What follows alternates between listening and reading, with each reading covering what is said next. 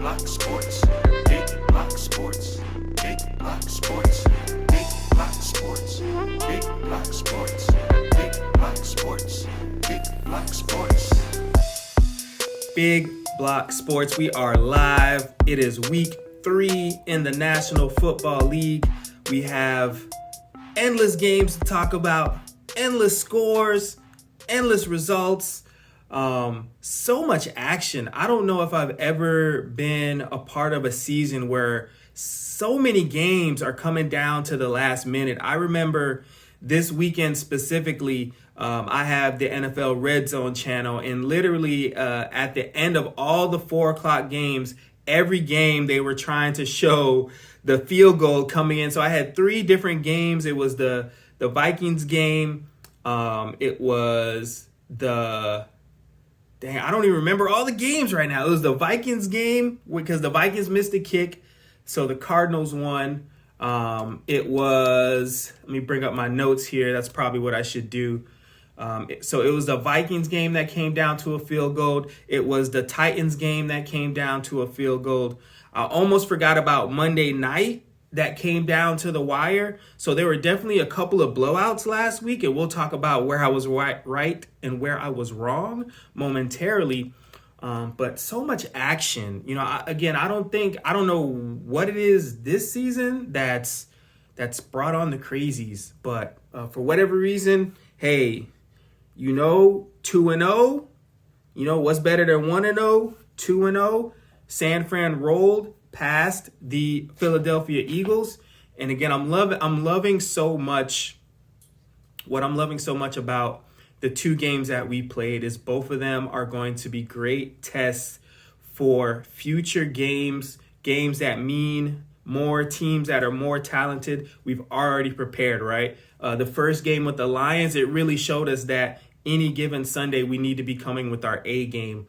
So they learned that, and that'll be something we have in our toolbox when we get in a tough game, or if we get ahead on a team that we know we should be dominating, we'll keep our foot on the gas. And then second, the game last Sunday versus the Eagles, I think we had an opportunity to see how we handled a mobile quarterback. And I think for the most part, keeping a mobile quarterback from throwing a lot, we did a great job of. I think at the end of the game, and I don't know if this was because of the defensive alignment, at the end when they were driving to try and come back, he got loose a couple of times. I saw a couple of times where D Ford would speed around the edge.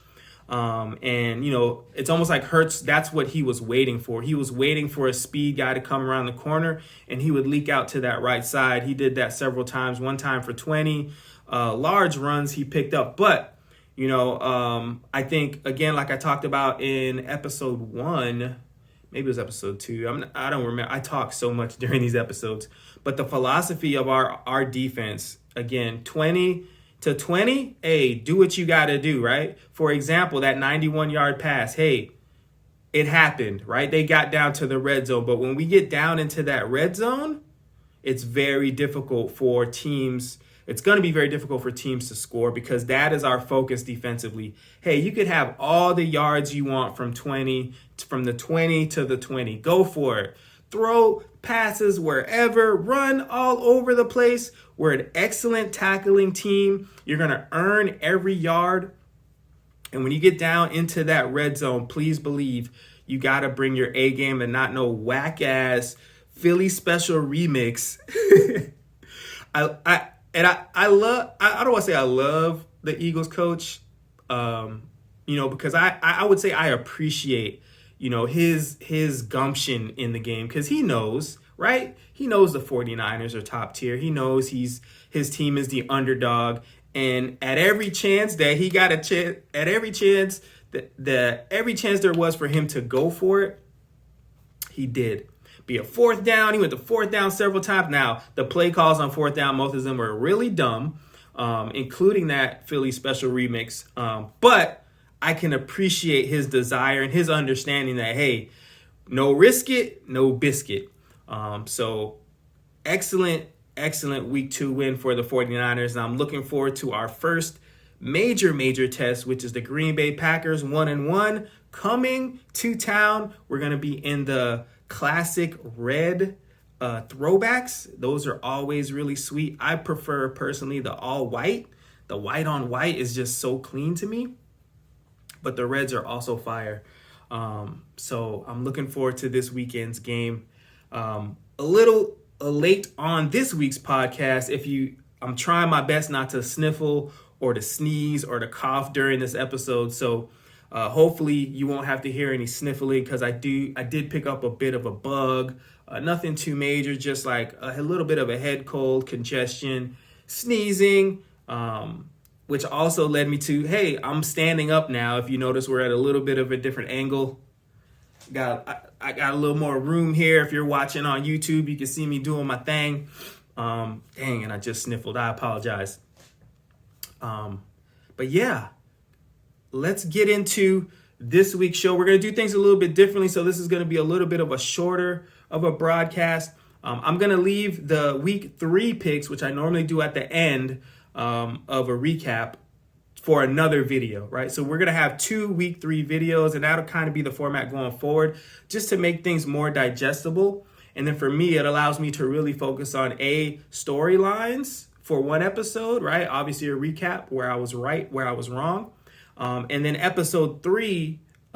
next part of episode 3, I should say, which is the week 3 picks, will be its own entity. And I can really focus on money lines and spreads and all of those wonderful things that I'll be totally honest, I've done a lot of Googling over the last couple of weeks, and I know so much more about how you can make money, and how you can bet and how you can lose money. So please don't take my advice as gospel, but how you could possibly win some money when it comes to betting on NFL games.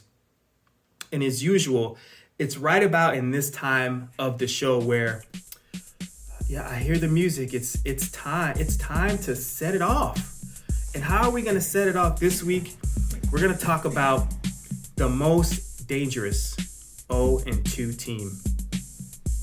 Most dangerous 0-2. Now, when I say most dangerous, do I think this team is going to be a world beater? Probably not. Do I think that this team is going to blaze the rest of the season? And 17 games now, so they would be 15-2. I don't think that either. I don't think they will go undefeated from here on out. But when I say most dangerous 0-2 team, I mean a team that's going to be most likely to make the playoffs, possibly win the division. So most dangerous 0-2 teams. I know you got a couple teams in mind. And I'll break it down to you specifically which team I'm rolling with that I think will be able to bounce back from 0-2 and make the playoffs. You know, there's tons of those statistics. Once a team goes 0-2, further on into 0-3, 0-4, their probability of making the playoffs changes significantly. So let's get into the most dangerous 0-2 team. Dangerous. So we got 1, 2, 3, 4, 5, 6 0-2 teams in the NFL right now. No shockers. Jets and the Giants, 1-2. We got the Vikings. We got the Detroit Lions. We have the Atlanta Falcons and the Indianapolis Colts.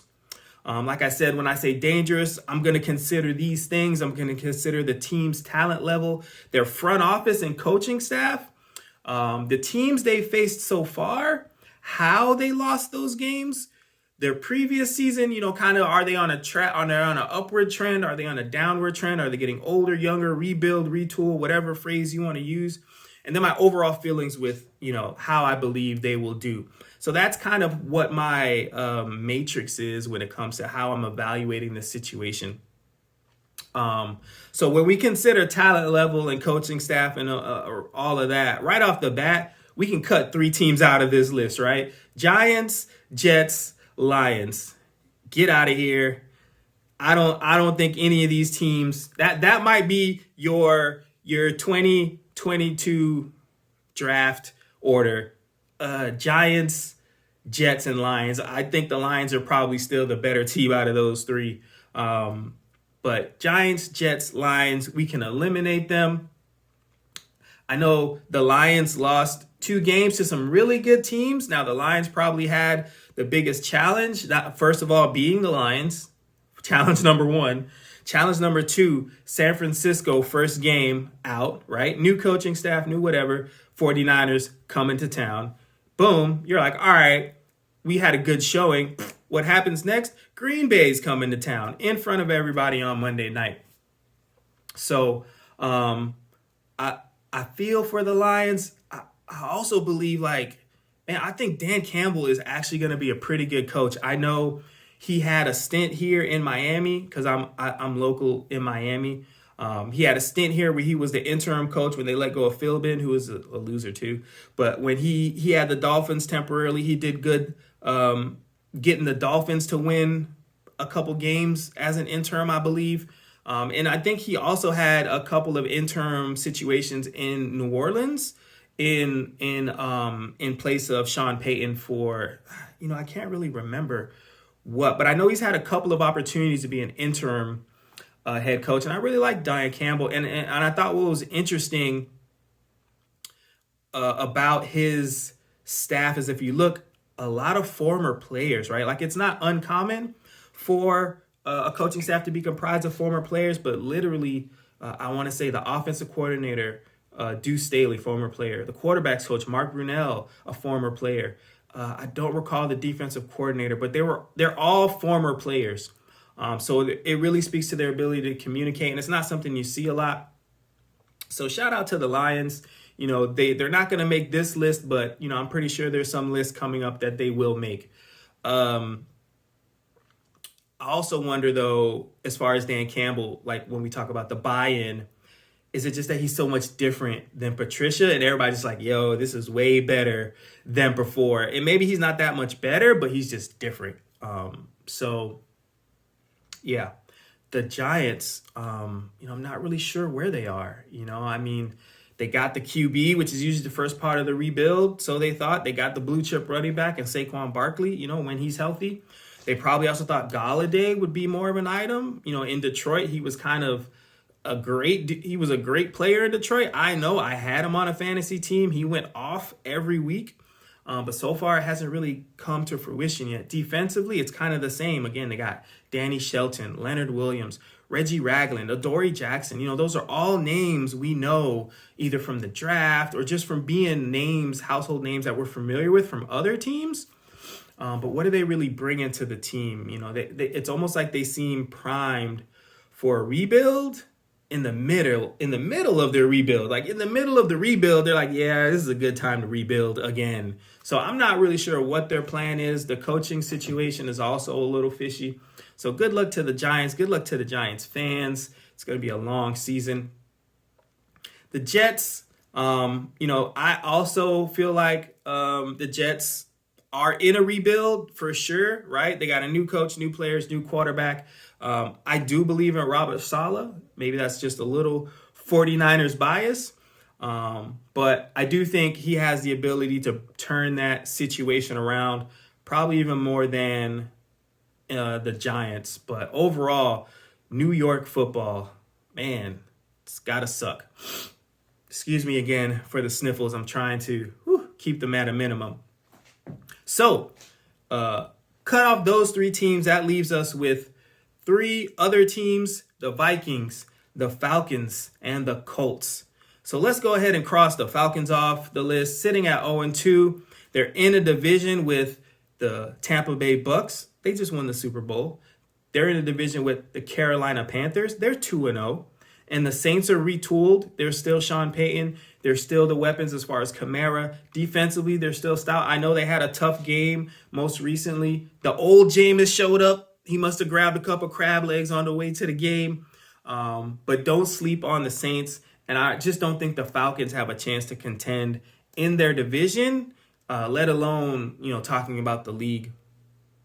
Also, one of those losses are a division loss. So when we talk about their ability, when we say most dangerous, being able to make the playoffs, they already have one loss in the division. So it's really not looking good. Again, Red Zone, I was able to catch some of their last game with the Buccaneers. And it was pretty good. I'll be totally honest. In the beginning, the Falcons showed some gumption. They showed some ability to contest But eventually the Buccaneers started to blow the doors off. 2 pick sixes in one game, which is by the same dude, which is crazy. Matt Ryan, I think he's still effective. Kyle Pitts led the team in receptions. I want to say he might have also led the team in yards. Offensive line and running back leave a lot to be desired for the Falcons. I think Calvin Ridley is an excellent young wide receiver, but he ain't no Julio Jones. I think at this point in his career, he's probably not even Marvin Jones, who is actually a lot better than people give him credit for. But, I think he will get there, and I think he still will put up numbers because Matt Ryan can still deal, and he's still the primary wide receiver threat now that Julio Jones has left. So cutting out the Falcons, get out of here, throw them out the club. And then we got 2 teams left, and that's the Colts and the Vikings. I'll give you a second to think about it. Okay, Colts and the Vikings. Let's do some A and B comparisons right now, right? Because that's what it's about. It's about comparing these 2 teams. I really think one of these 2 teams at the end of this, we're going to figure out is the most dangerous 0-2 team. Let's start with the head of every NFL football team, the quarterback. So you have Carson Wentz or Kirk Cousins, and you're like, this is a catch-22, right? Hell or high water. So we got Wentz this season, 65% completion percentage, 500 yards, 3 touchdowns, 1 interception, a 95 QBR in 2 games. We got Kirk Cousins, 71% completion percentage, 595 yards, 5 touchdowns, 0 interceptions, 112 QBR.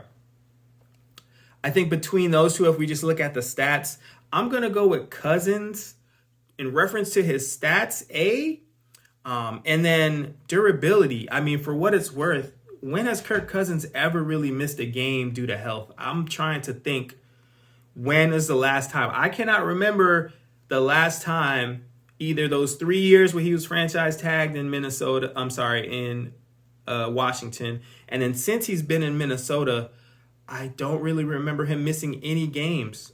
Carson Wentz, on the other hand, you're surprised he's at the game. When he had that foot injury, it was like, oh, well, what else is new? Then they said, oh, he about to start. Everybody was like, word? He's starting? That's crazy.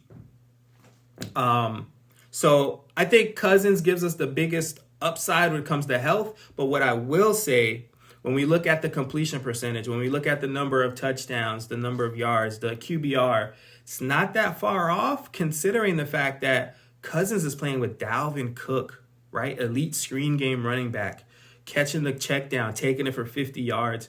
Adam Thielen, right? 3rd down, slot, outside, in route, out route, in and out, left and right. Like, the dude is a route running specialist. And Justin Jefferson is just a freak. Like, the dude can't be covered, single coverage. He has speed. He has moved. I watched a breakdown. Shout out to Alex Rollins on YouTube. I watched a breakdown on Justin Jefferson. And he broke down how not only is he physically gifted, mentally he's gifted enough, even at this early stage of his career, to set up his defensive backs for future routes that he knows or he feels like are going to come up in the game plan. He's setting these dudes up, and all his releases look the same compared to Wentz, right? Wentz is throwing to 3 backs, right? And I feel like all 3 of them still don't equal to one Dalvin Cook, but Taylor, Naheem Hines, Marlon Mack, they're effective. They're not the worst backs in the league. They're not the best backs in the league. They could do a lot worse in Indianapolis. I think 3 of them together comprise a great running back, but not all 3 of them together do not equal to Dalvin Cook. And then at wide receiver, we got Michael Pittman, right? In year 2, some dude named Zach Pascal, and I'm sorry, I didn't get a chance to look him up, and I'm not too familiar. I know I got some Indianapolis Colts fans out there. If you want to check me on Zach Pascal, please do. And I know Paris Campbell, because him and McLaurin kind of came out in the same year, but Paris Campbell's been hurt. He had an injury last season. So the cupboard isn't quite bare. You notice I have not mentioned T.Y. Hilton because he's MIA, injured. So the cupboard isn't bare, but the Colts are going to need to go shopping soon. Now, Colts offensive line, Kelly, Nelson, Fisher definitely have the edge over those three positions on the Vikings depth chart, right? For all the talent that the Vikings have on the field, I honestly, though, believe the shortcomings with the Vikings, given all their talent, really has to do with off the field. And I'm talking about Big ZIM, the Big Zimmer, right? And I'm not trying to in any way discount his tenure in the league, his established platform as a head coach, but I do feel like for whatever reason, his time in Minnesota is coming to an end. I think he's getting more and more ornery in the media. I think he's expressing frustration more publicly, not just with the media themselves, but with players. He's just throwing whoever under the bus. And I know he's a straight up and down guy. He's not really going to sugarcoat things. So I know that's part of his persona. But I don't know who exactly has the final calls on offense. With Zim being a defensive guy, I just feel their offense doesn't show me anything in today's NFL, right? Excuse me. So I went and looked into, the Minnesota Vikings kind of offensive coaching tree, I guess you can say. So before the current coordinator, Gary Kubiak, right, who's Gary Kubiak, everybody knows him, Broncos, backup quarterback to John Elway for so many years, brought the Texans to fruition as a coach. So he actually moved on from being the coordinator in 2019. And who replaced him? Well, his son, Clint Kubiak, right? So there's probably not going to be not a lot of evolution in their offensive philosophies, given the fact that it's basically Kubiak 2.0 at the helm. So I can appreciate them wanting to keep that air of consistency. I don't think that's the NFL now, right? I think teams need innovation. I think teams need variety. I think the best offensive coordinators put their teams in position to make plays. And I feel like watching the Vikings offense in these last 2 weeks, they either expect Dalvin Cook to break 100 tackles. They expect Justin Jefferson to run by everybody. There doesn't seem to be like a lot of schematics. It's kind of like watching a team play checkers when in actuality they have the opportunity to play chess. So I got to give the nod on that aspect when we're talking about coaching staffs to Frank Reich. For a starter, his offensive coordinator is a guy named Marcus Brady. And after some effective Googling, because I'm good for Googling something, I learned he's actually a CFL guy. He was a former quarterback in the CFL. And if you've never watched the CFL, it's basically like arena ball on a full-size field, right? So the ball is slung all over the place. Every team is running some version of a run and shoot, 3 wide, 4 wide, 5 wide. I don't know. Sometimes it looks like there's 7 wide receivers on the field in CFL. They only got 3 downs. 3. They punt. They're punting. They're punting, right? On second down, bro.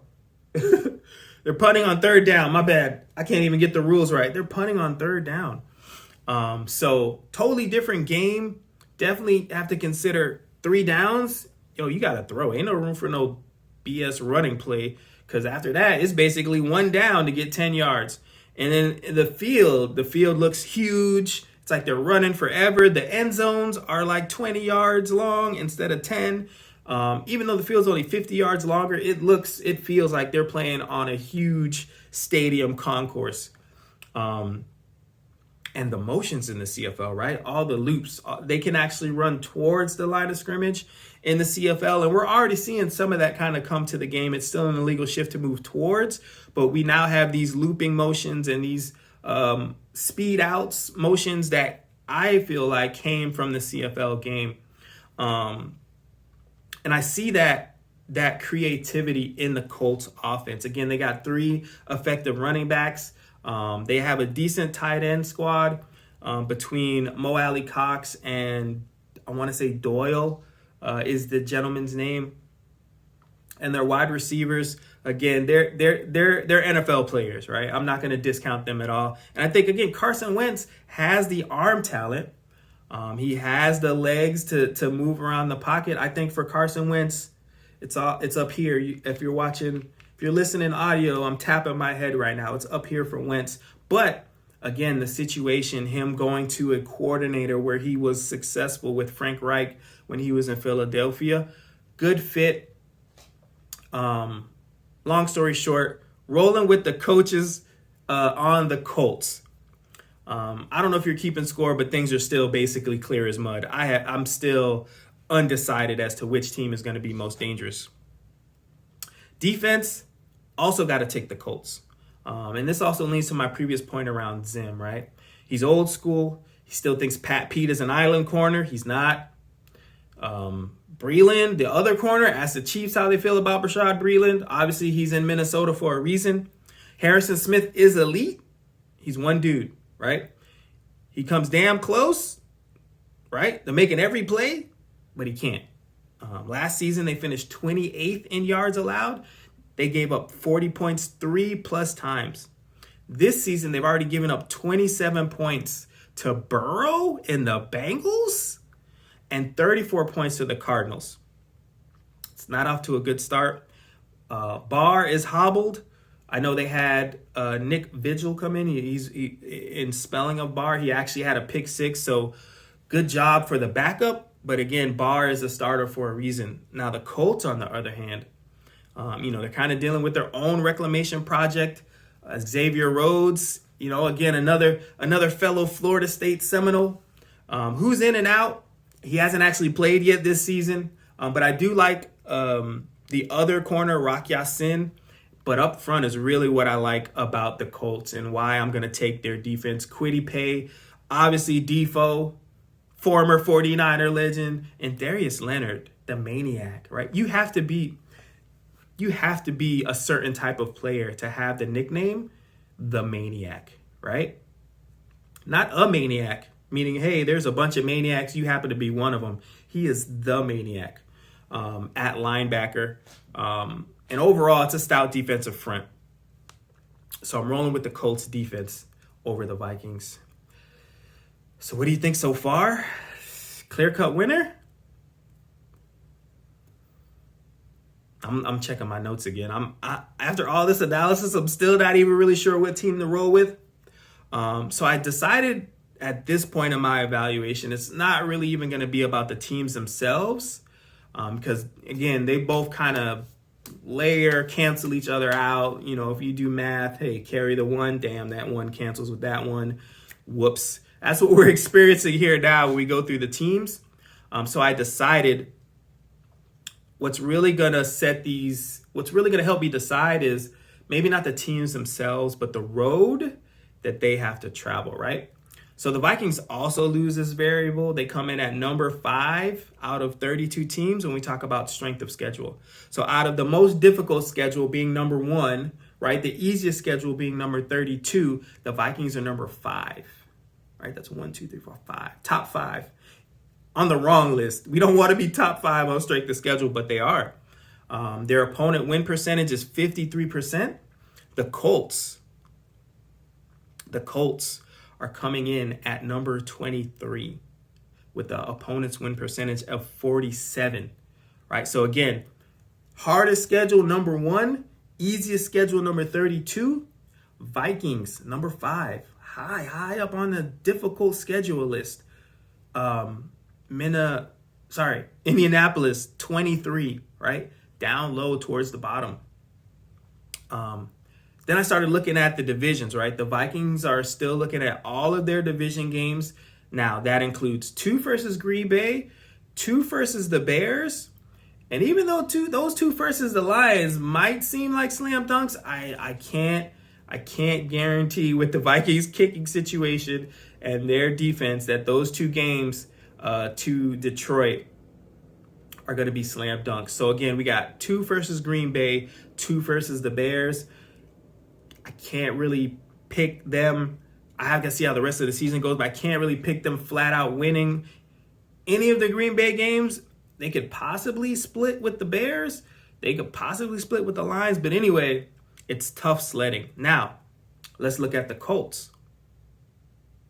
You guys ready? The Colts. Here we are. 2 more games versus the Texans in the bag. 2 more games versus the Jags in the bag. If they can split with the Titans, which we don't know which Titans team is going to come to that game because we saw two totally different Titans teams over the last 2 weeks. Well, they could easily slide into the wild card. So, my most dangerous 0-2 team right now are the Colts. I think given the schedule, the talent, the losses they've taken, right? They're 0-2, but now they didn't lose to the Bengals, bro. They barely lost to the Rams, and then they lost to the Seahawks. Two of the best teams in the NFL right now. I'm gonna pick them. I think Minnesota has way more talent on the field offensively, like I said before, but it's really about the complete picture, and I'm taking the Colts. What do you guys think? Let me know your thoughts. Do you agree? Do you disagree?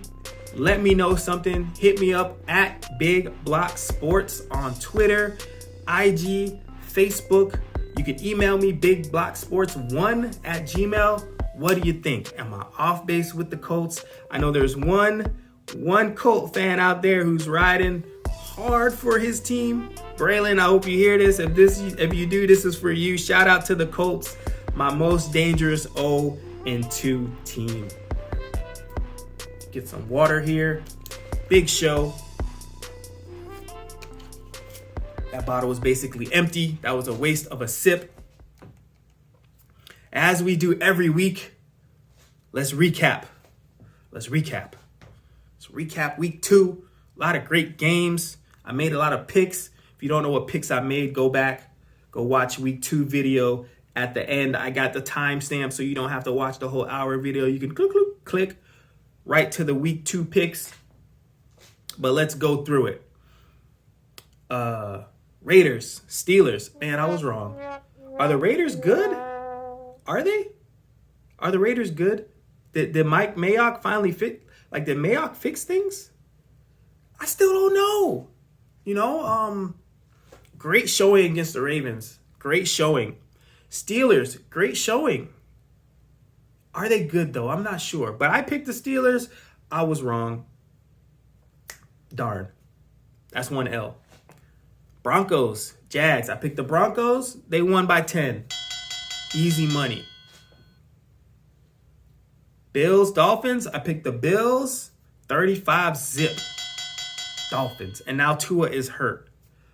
So interesting to see what's going to develop there in Miami. I know there's a lot of stories about Deshaun Watson going to Miami. With Tua being hurt, he's out indefinitely with some cracked ribs. Who knows, what they do.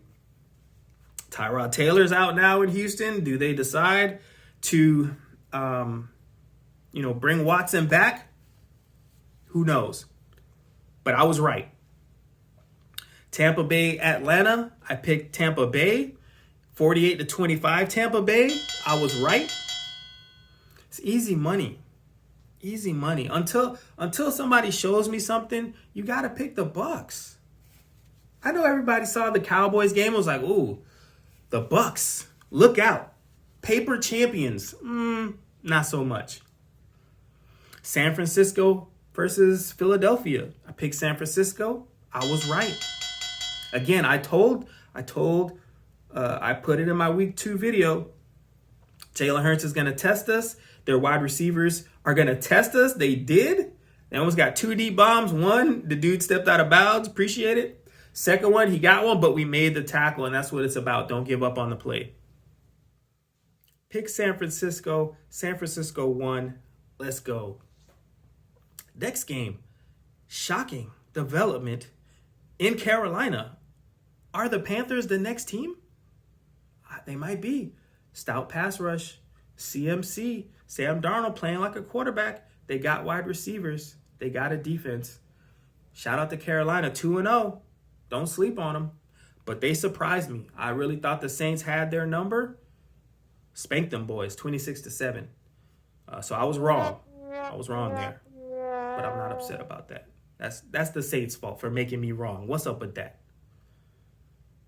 Patriots, Jets. Pick the Pats. It's the Jets, bro. It's almost like the opposite of the Bucks, right? You don't pick the Jets until somebody shows you that they're worse than the Jets. But I picked the Patriots. They won 25-6. Another young quarterback bowl, right? The first time we had Tua versus Mac Jones. This time we had Mac Jones versus Zach Wilson. Zach Wilson, hey, he's a Jets quarterback. I don't know what people were expecting. They thought he was Willie Joe. Thought Willie Joe was coming back. Willie Joe is not coming back. Zach Wilson is not Willie Joe Namath. But picked the Patriots. I was right. I picked the Cardinals this week, and they almost let me down. But I picked the Cardinals, and they won. The Vikings, man, if there is there a team more stricken at the end of games missing kicks than the Vikings? I don't think so. I mean, I know the Saints have had their end game situations happen on, the miracle? I forgot what they called it, but, Diggs caught the ball at the end of the game versus Minnesota.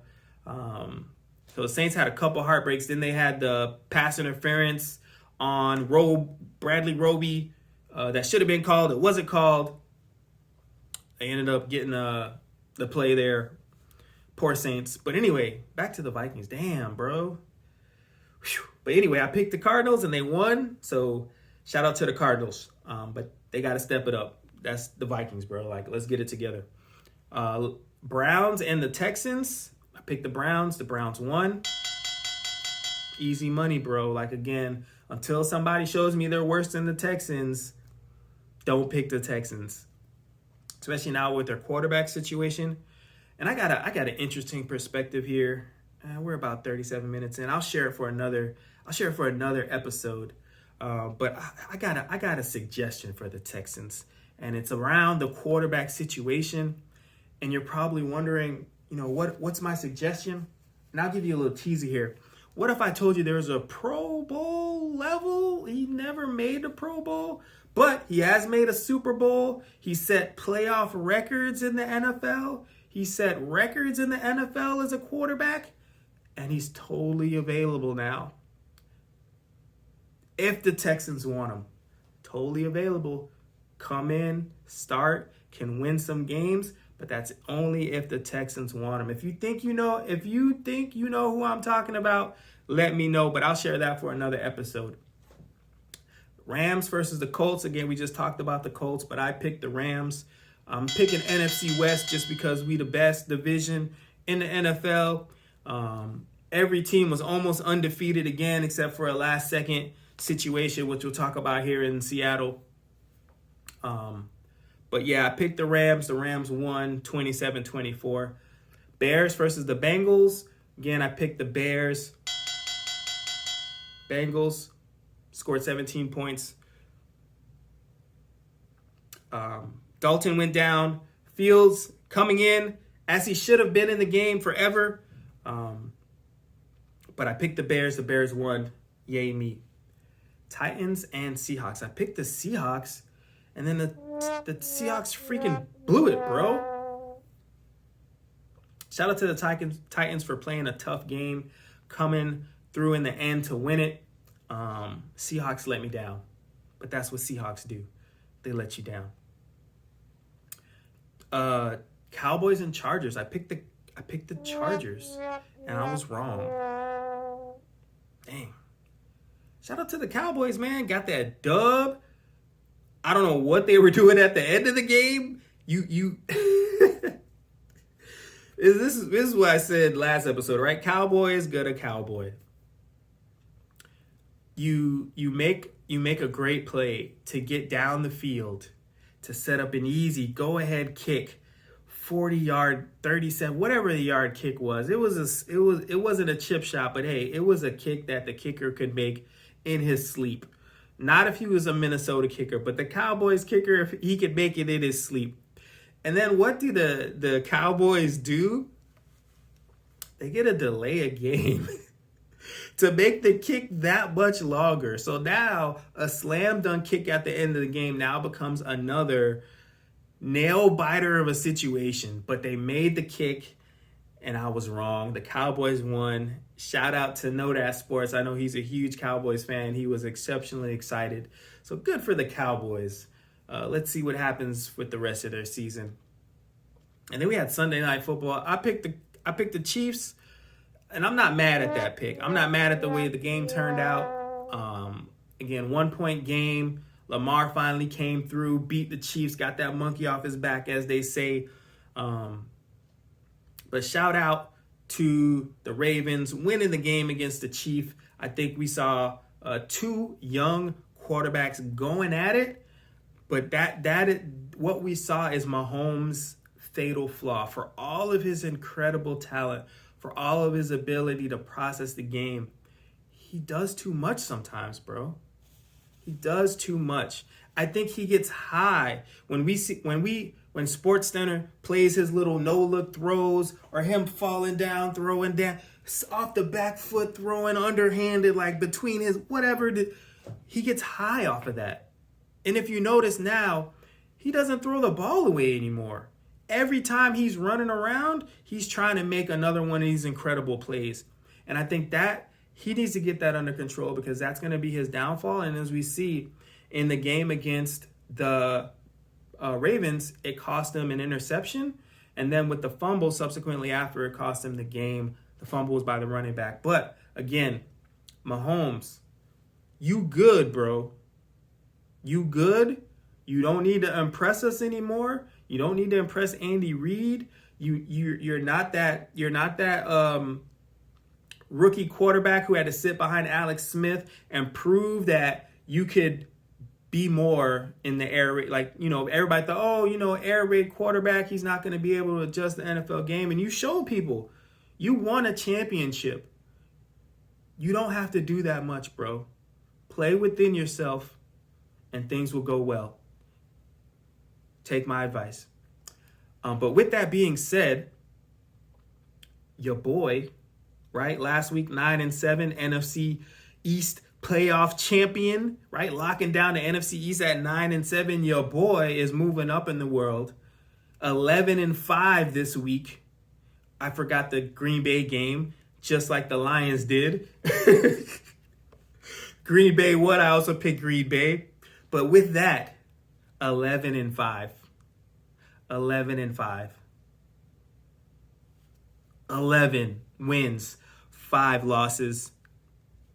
That's me. Big Block Sports. Check out the next episode for week 3 picks. Again, most dangerous 0-2 team, Indianapolis Colts. 11-5 in my week 2 picks. Stay tuned for the week 3 picks coming up. In the next episode, right after this one, I'm going to post both of them at the same time, just separating them so it's easy to ingest both at the same time. But yeah, Big Block Sports, episode 3, week 3 on the way. We out.